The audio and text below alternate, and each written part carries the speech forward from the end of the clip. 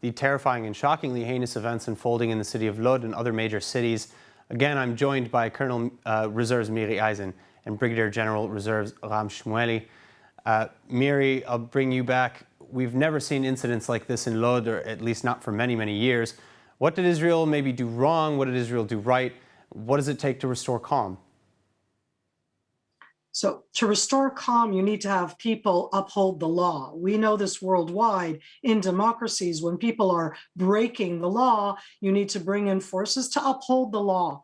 But for a moment, I want everybody to breathe deep, because what came out and is coming out and continues to come out in the Arab population of Israel, for me as an Israeli, for somebody who's been involved in these issues for so many years, it's the first time I'm seeing in many years a young voice, what I am going to call young angry men, who are coming out in droves against Israeli sovereignty, against the rule of law. And when you ask about that, why did it happen? The lack of rule of law, strict law inside Arab populations in Israel has been an ongoing challenge for years now. That is not something new. One of the reasons we saw stronger participation of the Arab citizens in our last with 3 out of the 4 elections as it grew was the idea that Israel would become more involved. They have an enormous amount of murders there, much higher than in other portions of the population.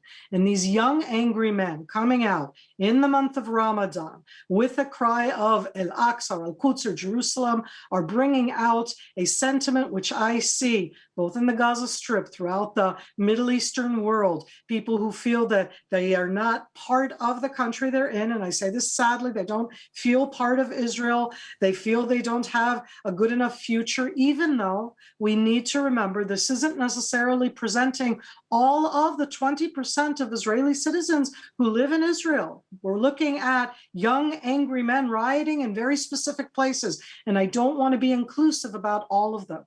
There's definitely a challenge both of education and of unemployment, but overwhelmingly of self-identity.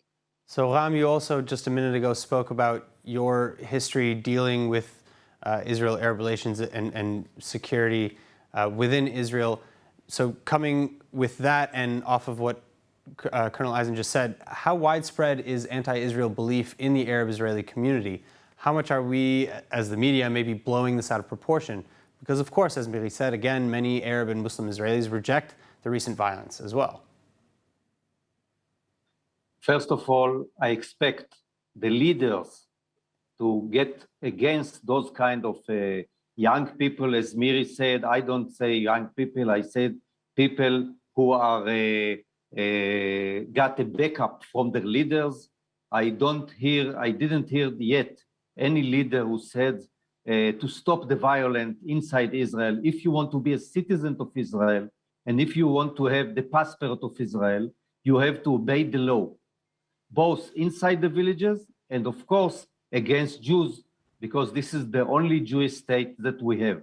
So as long as the leaders silent, and as long as the Qadi in the mosque feed the fire, we have to be very cautious. We have to be very cautious. I call the people of Israel to be very strong. We have to protect ourselves. The police have to protect us. And there is no tolerance for people and their leaders who do not condemn the violence inside Israel. Their big mistake is that because we are in a war of outside the border in Gaza, we can't allow ourselves to be tolerate and to have arrests. It's going to be very dangerous for them. And maybe something like 2000 will go back. But I can tell you for sure that we have to keep the calm, and we have to protect our citizens, both Arabs and Jews. There is no tolerance for violence in Israel. All right. Now, Miri, my final question, maybe final comments. If you'd like to respond to anything that Ram just said. We are here together. And in that sense, there are different ways of how we view that togetherness. I most definitely live in this country as a strong Jewish Zionist, and I also believe that we need to understand how we can enable young generation to feel that they belong to the state in some way.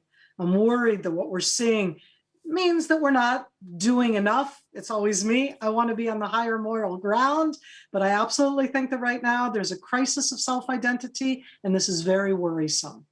All right, Colonel Reserves. I just come from college now, and I study with Arab students. So half of them came to the college, and they feel Israelis, and they want an equal right. But half of them didn't come because maybe they think to be in other nationality or maybe to go to other country. If you want to be Israelis, you have to obey the law. All right. Brigadier General Reserves Shmueli, Colonel in Reserves Miri Eisin, thank you both so much for being with us.